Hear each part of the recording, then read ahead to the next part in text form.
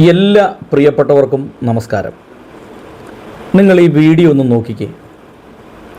ഇത് കേരളത്തിൻ്റെ സമുന്നതനായ കോൺഗ്രസ് നേതാവ് രമേശ് ചെന്നിത്തലയുടെ വരവാണ്.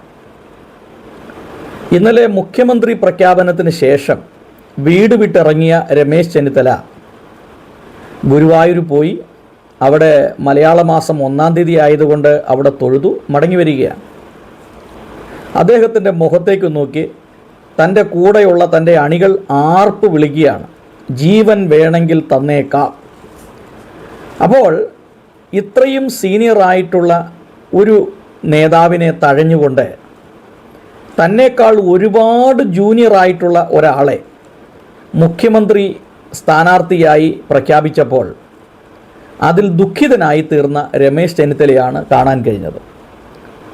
വി ഡി സതീശനെ മുഖ്യമന്ത്രിയായി കോൺഗ്രസ് ഹൈക്കമാൻഡ് പ്രഖ്യാപിച്ചു. അതിൻ്റെ പ്രധാനപ്പെട്ട കാരണം മുസ്ലിം ലീഗിൻ്റെ സമ്മർദ്ദം മാത്രമാണ്. വി ഡി സതീശനെ മുഖ്യമന്ത്രിയാക്കിയില്ലെങ്കിൽ ഞങ്ങൾ മന്ത്രിസഭയിലേക്കില്ല എന്നും രാഹുൽ ഗാന്ധിയെയോ പ്രിയങ്ക ഗാന്ധിയോ കേരളത്തിൽ കാലുകുത്താൻ സമ്മതിക്കില്ല എന്നും ഇനി വയനാട് മറന്നേക്കൂ, ഇനി ഇവിടെ കോൺഗ്രസ് ജയിക്കില്ല എന്ന് പറഞ്ഞ് ഭീഷണിപ്പെടുത്തിയാണ് വി ഡി സതീശനെ മുഖ്യമന്ത്രിയാക്കിയത്.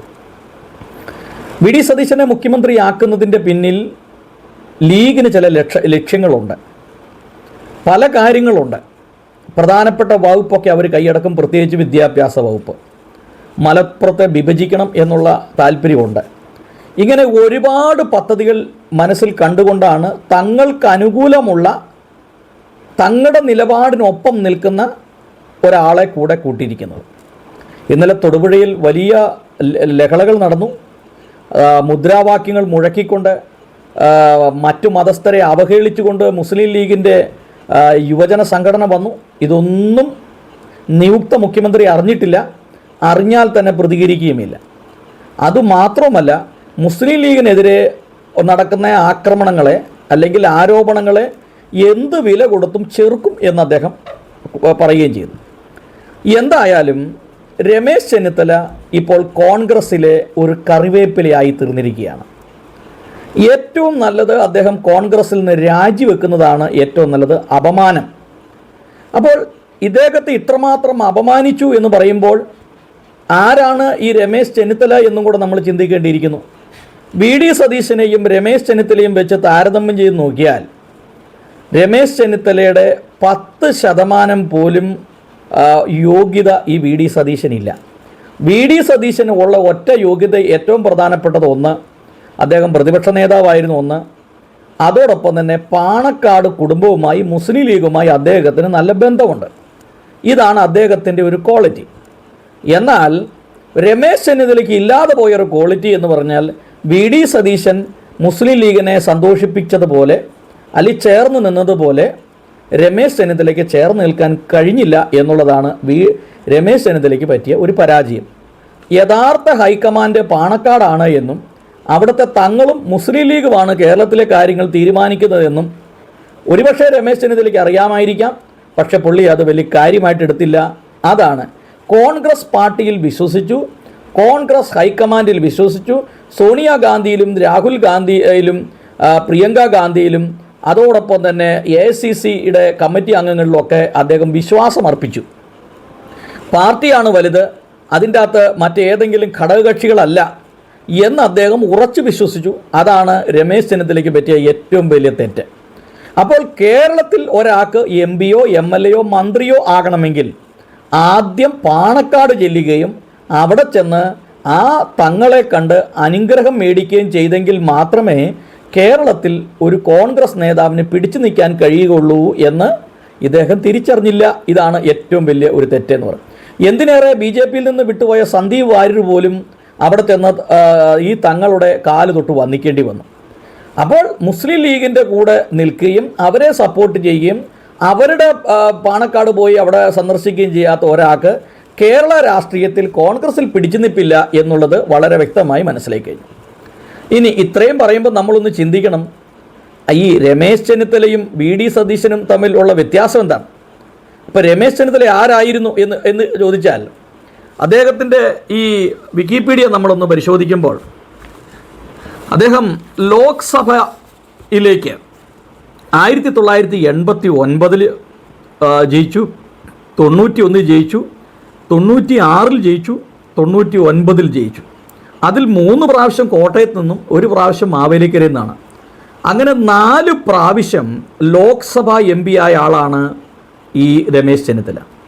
അതോടൊപ്പം തന്നെ 1982-ലും 87-ലും 2011-ലും 2016-ലും 2021-ലും ഇപ്പോൾ 2026-ലും നീണ്ട 25 വർഷത്തോളം MLA ആയിരുന്നയാളാണ്. അതിൻ്റെ ഇടയ്ക്ക് 2 പ്രാവശ്യം മന്ത്രിയാവുകയും ചെയ്തു. 1986-87 കാലഘട്ടങ്ങളിൽ വെറും 28 വയസ്സ് മാത്രമുള്ളപ്പോൾ അദ്ദേഹം മന്ത്രിയായിരുന്നു. അതോടൊപ്പം തന്നെ പിന്നീട് 2014 മുതൽ 2016 വരെയുള്ള കാലഘട്ടങ്ങളിൽ അദ്ദേഹം ആഭ്യന്തര വകുപ്പ് മന്ത്രിയായിരുന്നു. അപ്പോൾ 2016 മുതൽ 2021 വരെ പ്രതിപക്ഷ നേതാവായിരുന്നു. 1 പ്രാവശ്യം പോലും മന്ത്രിയാകാത്ത ഒരാളാണ് VD സതീശൻ. ഇത്രയും അനുഭവ സമ്പത്ത് അദ്ദേഹത്തിന് ഇതുണ്ട്. ഇനി അതുമാത്രമല്ല, ഇദ്ദേഹത്തിൻ്റെ ഒരു ചരിത്രം നമ്മളൊന്ന് മനസ്സിലാക്കുമ്പോൾ എല്ലാ പ്രധാനപ്പെട്ട വകുപ്പുകളിലും എല്ലാ പ്രധാനപ്പെട്ട പൊസിഷനിലും അദ്ദേഹം ഇരുന്നതാണ്. അതായത് രമേശ് രാമകൃഷ്ണൻ ചെന്നിത്തല 1956 മെയ് 25-ാം തീയതിയാണ് അദ്ദേഹം ജനിച്ചത്. ഇദ്ദേഹം ആലപ്പുഴ ഡിസ്ട്രിക്റ്റിൽപ്പെട്ടയാളാണ്. ഗ്രാജുവേഷന് ശേഷം LLB എടുത്തിട്ടുണ്ട്. പിന്നീട് നമ്മൾ ഓരോ ഇദ്ദേഹത്തിൻ്റെ ഒരു കരിയറിനെ കുറിച്ച് ചിന്തിക്കുമ്പോൾ 1970-ൽ അദ്ദേഹം തൻ്റെ രാഷ്ട്രീയ ജീവിതം ആരംഭിച്ചതാണ്. പിന്നെ ഒരുപാട് പൊസിഷനിൽ അദ്ദേഹം ഇരുന്നിട്ടുണ്ട്. എന്തിനേറെ KPCC പ്രസിഡൻ്റായി, കോൺഗ്രസ് വർക്കിംഗ് കമ്മിറ്റിയിൽ മെമ്പറായി, അതോടൊപ്പം തന്നെ യൂത്ത് കോൺഗ്രസിൻ്റെ സംസ്ഥാന നേതൃത്വത്തിൽ വന്നു, നാഷണൽ നേതൃത്വത്തിൽ വന്നു.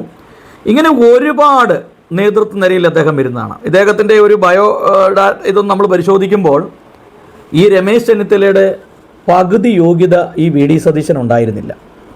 VD സതീശൻ ഒറ്റ യോഗ്യതയാണ് പ്രധാനമായിട്ടും അദ്ദേഹം മുസ്ലിം ലീഗുമായി നല്ല ബന്ധം പുലർത്തി എന്നുള്ളതാണ്. അപ്പം ഞാനീ പറഞ്ഞു വന്നത്, ഇനി ഈ രമേശ് ചെന്നിത്തലയ്ക്ക് കോൺഗ്രസ്സിലൊരു ഭാവിയുണ്ടോ?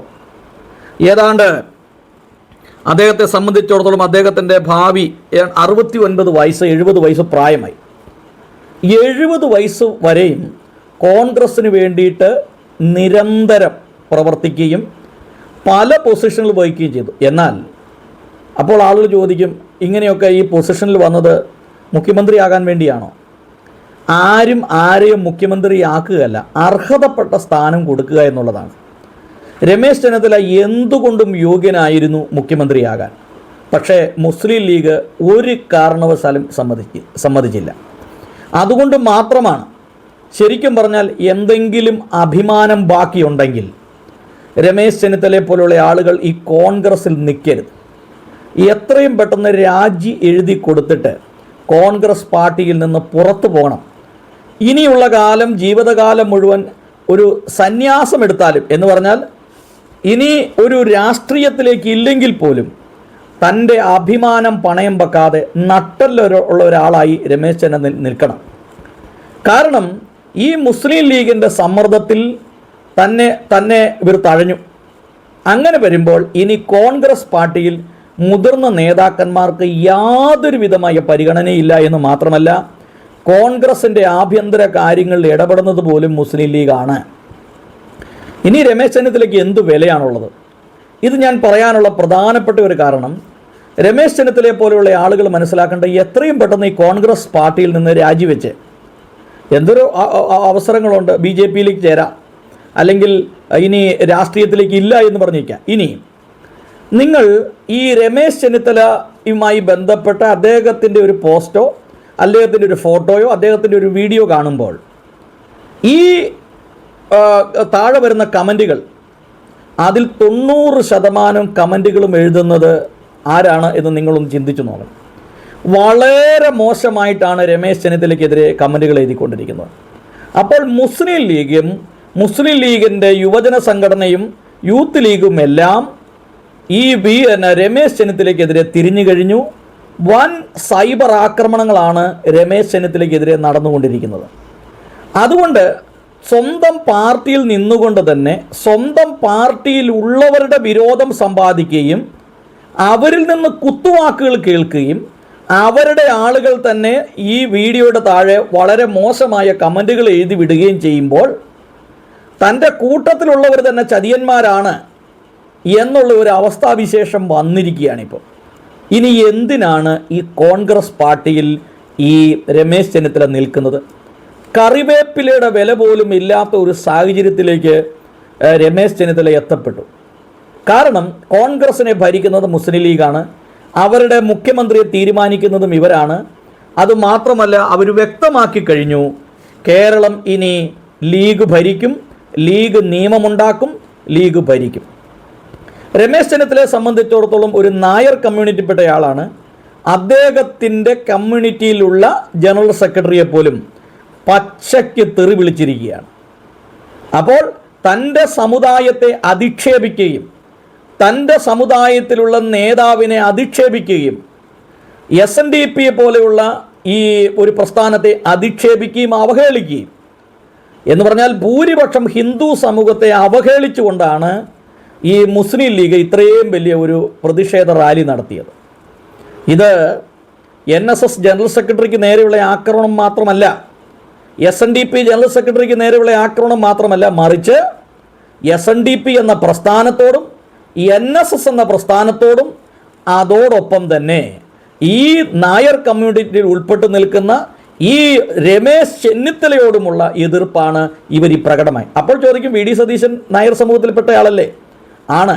പക്ഷേ അവരുടെ പോക്കറ്റിലാണ്, അവരുടെ ഇംഗിതത്തിന് വഴുന്ന ഒരു റബ്ബർ സ്റ്റാമ്പ്, ഞങ്ങൾ പറയുന്നത് പോലെ പ്രവർത്തിക്കുന്ന ഒരു റബ്ബർ സ്റ്റാമ്പിനെയാണ് അവർക്ക് ആവശ്യം. അതുകൊണ്ട് അത് അവർക്ക് ലഭിച്ചു കഴിഞ്ഞു. ഇനി ഒരു കാരണവശാലും രമേശ് ചെന്നിത്തലയെ പോലെയുള്ള ആൾ ഈ കോൺഗ്രസ് പാർട്ടിയിൽ നിന്നാൽ ഇനി ഇപ്പോൾ ഇതാണ് അവസ്ഥയെങ്കിൽ ഇനി തുടർന്നുള്ള കാലഘട്ടങ്ങളിൽ എന്തായിരിക്കും എന്ന് കാണേണ്ടിയിരിക്കുന്നു. അതുകൊണ്ട് എന്തെങ്കിലും ഒരു അഭിമാനം ബാക്കി ഉണ്ടെങ്കിൽ എത്രയും പെട്ടെന്ന് ഈ കോൺഗ്രസിന് രാജിക്കത്തെഴുതി ഇവരുടെ മുഖത്തേക്ക് വലിച്ചെറിഞ്ഞിട്ട് ഈ കോൺഗ്രസുമായുള്ള ബന്ധം നിർത്തി അടുത്ത സ്ഥലത്തേക്ക് പോവുക എന്നുള്ളതാണ്. ഇപ്പോൾ സുധാകരൻ ചെയ്തതുപോലെ, അങ്ങനെ മറ്റു പലരും ചെയ്തതുപോലെ തങ്ങളുടെ അവിടെ നിലനിൽപ്പില്ല എന്ന് കണ്ടപ്പോൾ സുധാകരനെ പോലുള്ള ആളുകൾ പോയി. അദ്ദേഹം ഒരു തികഞ്ഞ കമ്മ്യൂണിസ്റ്റുകാരനായിരുന്നു. അദ്ദേഹം ഒരിക്കലും ഈ UDFിൻ്റെ സഹായത്തോടെ മത്സരിക്കുമെന്ന് സ്വപ്നത്തിൽ പോലും ആരും വിചാരിച്ചില്ല. പക്ഷേ അദ്ദേഹത്തെ ഒതുക്കാൻ ശ്രമിച്ചപ്പോൾ അദ്ദേഹം സ്വതന്ത്രമായ നിലപാട് സ്വീകരിച്ചു. എന്ന് പറഞ്ഞതുപോലെ ഇത്രയും നാളായി കോൺഗ്രസ്സിന് വേണ്ടി അഹോരാത്രം പണിയെടുക്കുകയും കോൺഗ്രസ്സിനെ തൻ്റെ ജീവന തുല്യമായി സ്നേഹിക്കുകയും കൊണ്ടു നടക്കുകയും ചെയ്ത ഈ കോൺഗ്രസ്സിനെ ഭരിക്കുന്നത് മുസ്ലിം ലീഗാണ് എന്ന് തിരിച്ചറിവ് ഉണ്ടായപ്പോൾ എത്രയും പെട്ടെന്ന് ഈ കോൺഗ്രസ്സിനെ ഒഴിവാക്കി മറ്റ് പാർട്ടികളിലേക്ക് ചേരുക എന്നുള്ളതാണ് ഏറ്റവും പ്രധാനം. ഇനി ഓരോ വ്യക്തികളും, നമ്മൾ ഇന്നും മുഖ്യമന്ത്രി പറഞ്ഞു ഇവിടെ ഒരു മത അധിക്ഷേപങ്ങൾ സമ്മതിക്കില്ല, ജാതി അധിക്ഷേപങ്ങൾ സമ്മതിക്കില്ല. പക്ഷേ ഇവിടെ യഥാർത്ഥത്തിൽ ജാതിപരമായ ഒരു വകതിരിവല്ലേ ഇവിടെ ഉണ്ടായത്, ഒരു വേർതിരിവല്ലേ ഉണ്ടായത്, ജാതിപരമായ ഒരു വേർതിരിവ് തന്നെയല്ലേ ഉണ്ടായത്. തങ്ങൾക്ക് അനുകൂലമുള്ള ആളുകളെ ചേർത്ത് നിർക്കുകയും തങ്ങൾക്ക് അനുകൂലമല്ലാത്തവരെ ചവിട്ടി പുറത്താക്കുകയല്ലേ ചെയ്തത് ശരിക്കും. അങ്ങനെയെങ്കിൽ ഈ UDFിൽ ഇനി തുടർന്നാൽ ഓരോ വ്യക്തികളും, ഇപ്പം പല ആളുകൾ പറയും ഞങ്ങൾ മതേതരത്വം. എന്ത് മതേതരത്വം? അവർക്കില്ലാത്ത മതേതരത്വം നിങ്ങൾക്ക് എന്തിനാണ്? 54% വരുന്ന ഹിന്ദു സമൂഹം എന്തുകൊണ്ട് ഒന്നിക്കുന്നില്ല? നിങ്ങളിനി പൊന്നുകൊണ്ട് പുളിശ്ശേരി ഉണ്ടാക്കി ഇവർക്ക് കൊടുത്തെന്ന് പറഞ്ഞാലും അവർ ജാതിപരമായി മാത്രമേ കാണുകയുള്ളൂ, അവർക്ക് അനുകൂലമുള്ള ആളുകളെ മാത്രമേ അവർ തിരഞ്ഞെടുക്കുകയുള്ളൂ. അതുകൊണ്ട് ഇത് കോൺഗ്രസിൽ നിന്ന് ജനങ്ങളുടെ ഒരു കൊഴിഞ്ഞുപോക്കിന് പ്രധാനപ്പെട്ട കാരണമാകും. കാരണം പാർട്ടിക്ക് വേണ്ടി കഷ്ടപ്പെടുന്ന ഒരുത്തനെയും ഇവിടെ വെച്ച് പൊറുപ്പിക്കുകയില്ല എന്ന് മാത്രമല്ല, മുസ്ലിം ലീഗിനെതിരെ എന്തെങ്കിലും ഒരു വാക്ക് പറഞ്ഞാൽ അവൻ്റെ ഭാവി അതോടുകൂടെ തീർന്നു.